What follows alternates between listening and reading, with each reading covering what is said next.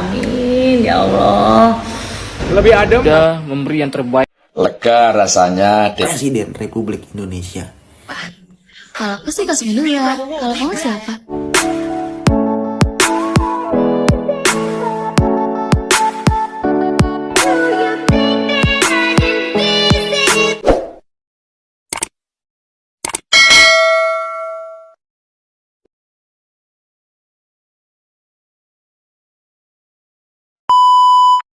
Dari debat capres malam ini yang paling mencuri perhatianku adalah closing statementnya Pak Prabowo. Karena menurutku closing statementnya Pak Prabowo adalah salah satu closing statement terbaik dari seorang negarawan. Apalagi di part yang ini nih. Saya atas nama Prabowo Gibran dan atas nama Koalisi Indonesia Maju minta maaf kepada paslon 1 Pak Anies, Pak Muhaimin, dan paslon 3 Pak Ganjar dan Pak Mahfud, seandainya dalam kampanye ini ada kata-kata kami atau perbuatan kami yang kurang berkenan, kami mohon maaf yang sebesar-besarnya. Kami mohon maaf. Respect.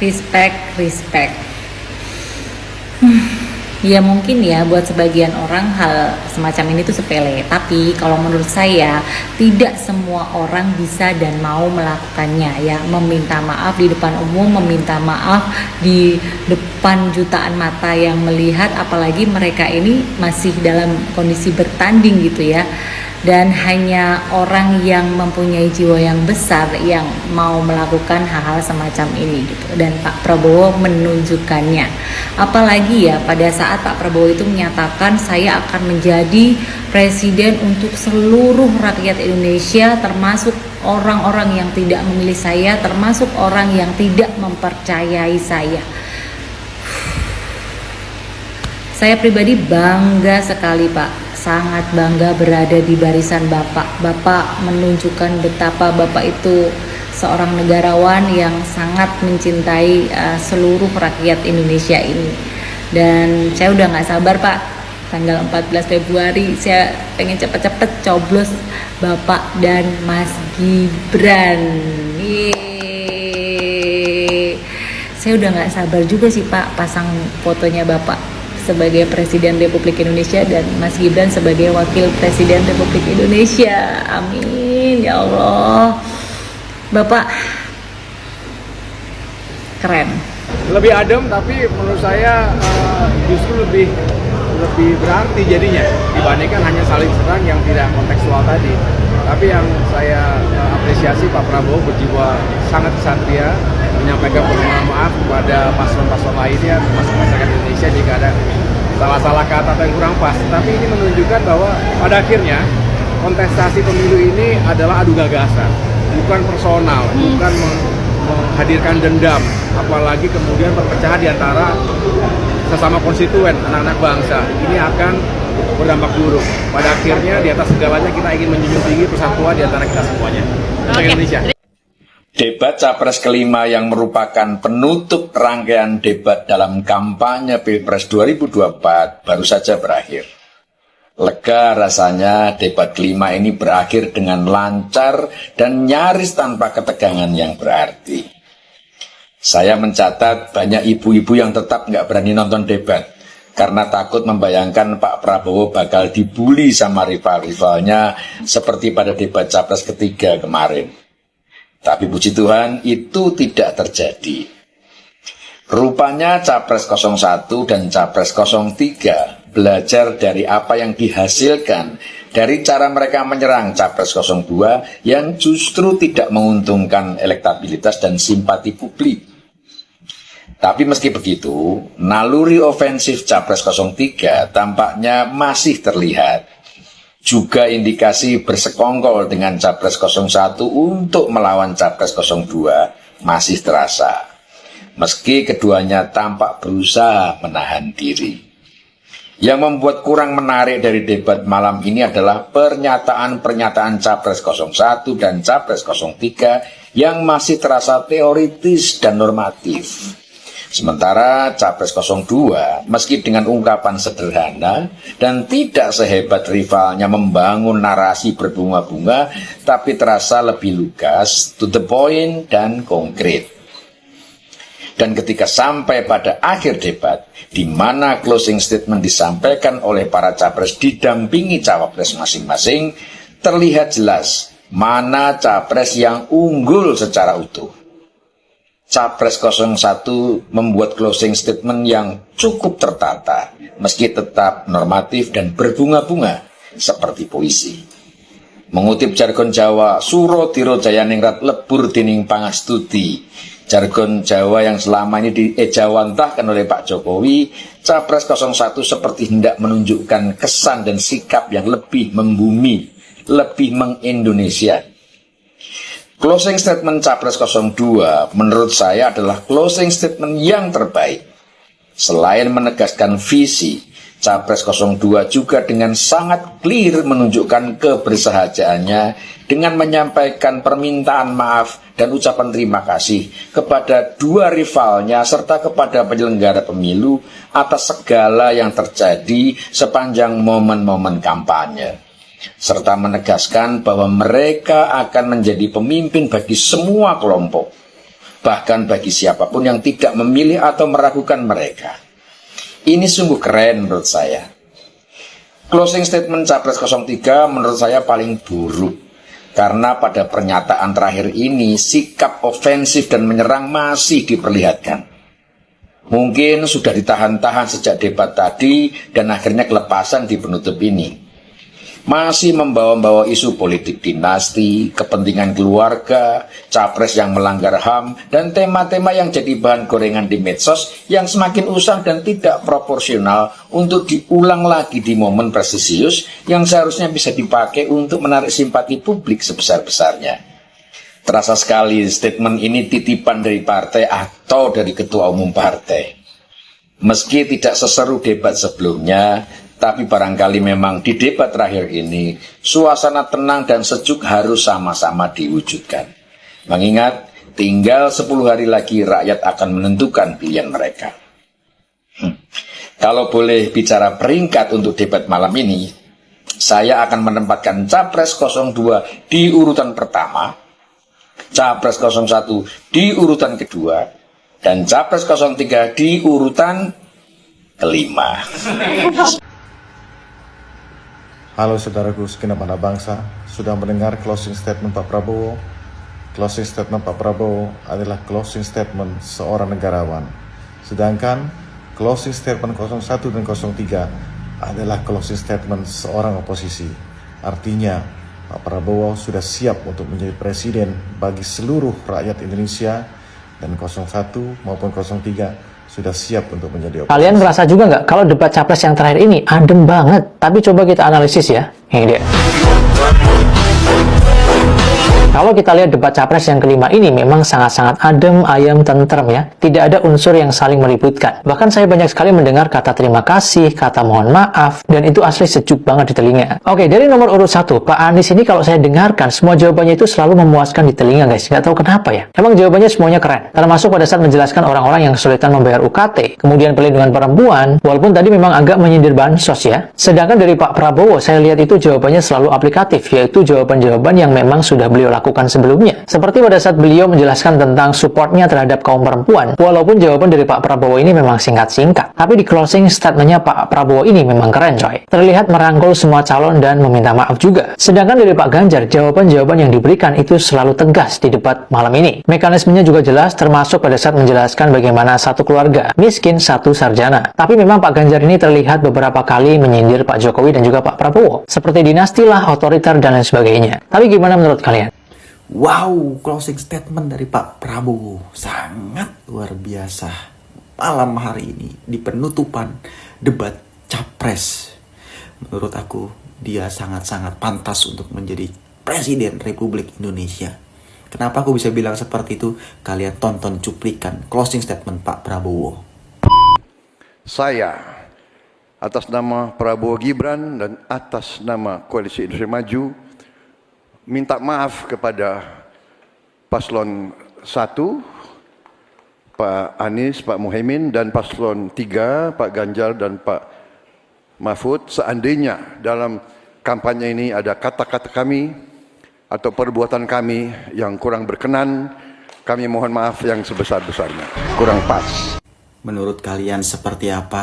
Silahkan tulis di kolom komentar guys. Closing statement Prabowo ini. Siapa yang kegocek berharap debat kelima bakal ada yang berselisih, malah bermain dengan santai dan saling jaga diri agar image nggak kesorot media.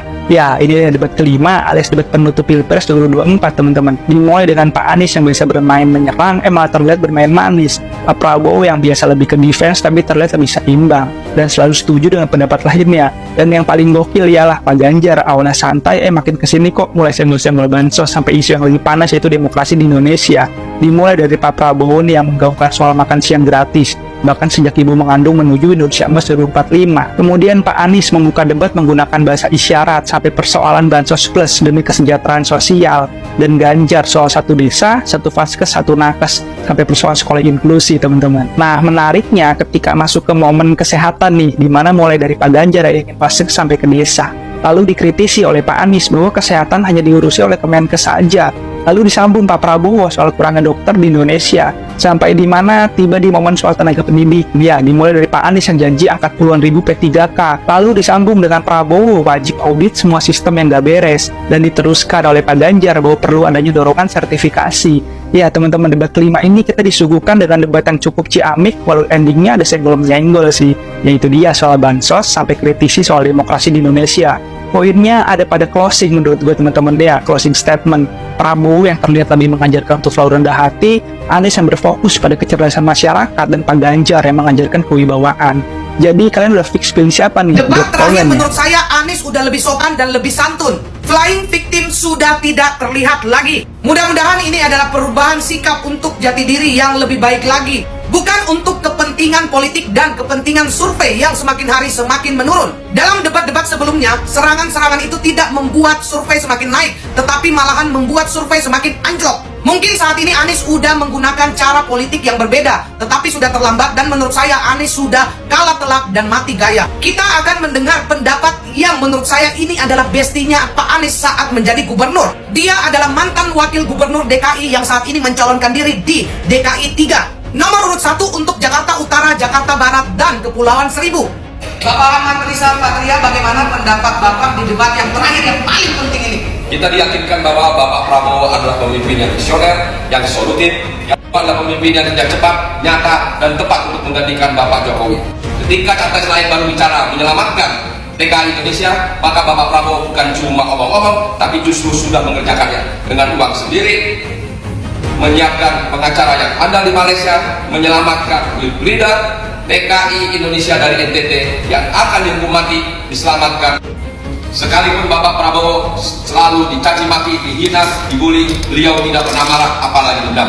Justru beliau lebih dulu meminta maaf. Itulah sejatinya pemimpin Indonesia yang kita butuhkan, penuh dengan keteladanan. Dibuat nangis sama penutupan Cawapres malam ini, yang dimana Pak Prabowo bilang di penutupannya, kalau misalkan saya ada kata-kata saya yang salah kepada Pak Anies dan Pak Ganjar, di situ hati gue langsung nangis, gue langsung kecil lagi.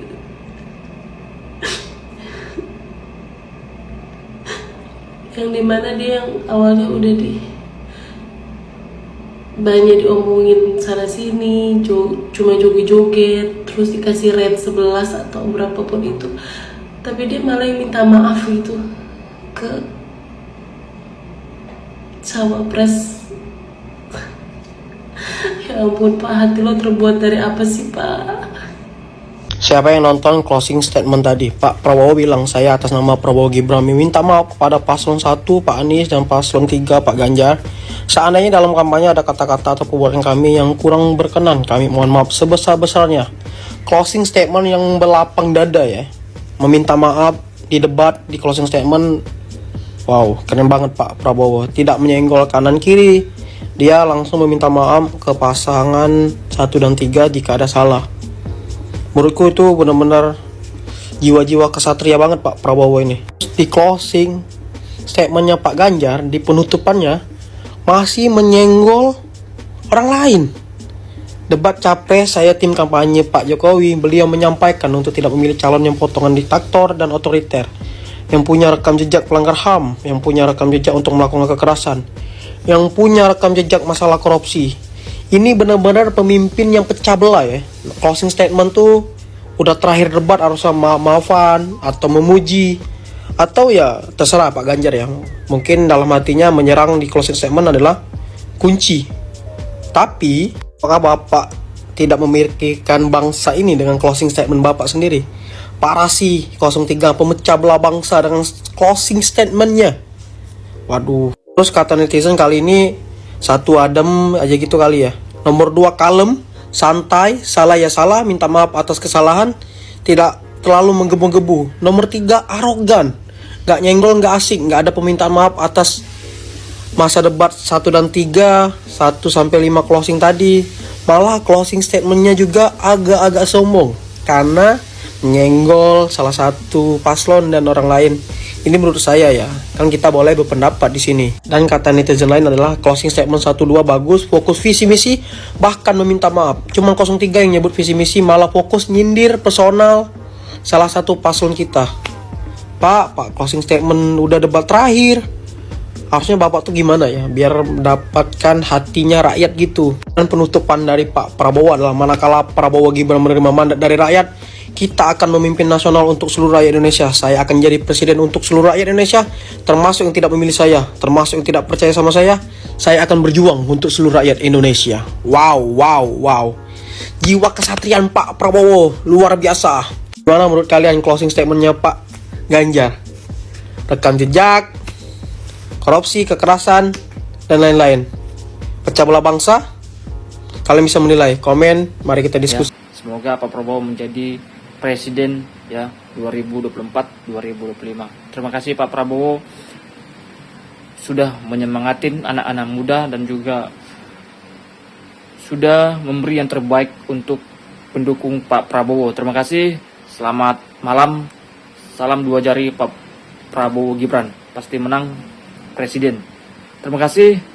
Merah Putih.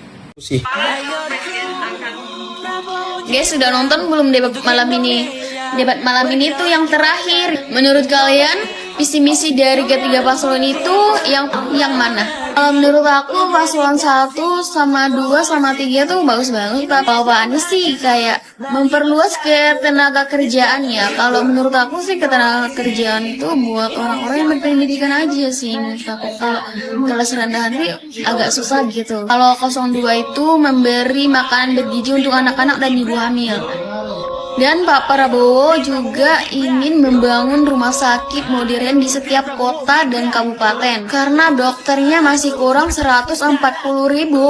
Wah, 140.000 dokter buat apa? Buat warga masyarakat biar bisa mencegah penyakit kita. Menurut kalian yang paling masuk akal visi misinya siapa? Kalau aku sih Kasih dulu ya. Kalau kamu siapa?